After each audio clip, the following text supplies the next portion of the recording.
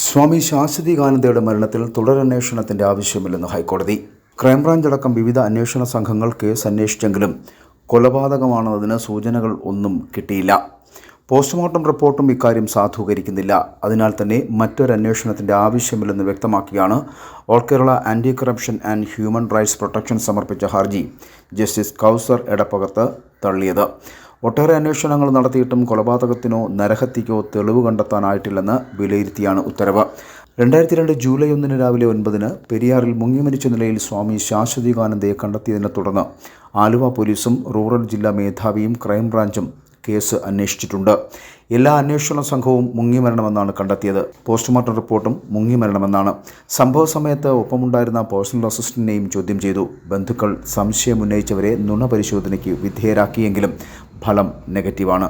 ആരോപണങ്ങളെല്ലാം അന്വേഷിച്ച സാഹചര്യത്തിൽ ഹർജി കോടതി തള്ളുകയായിരുന്നു.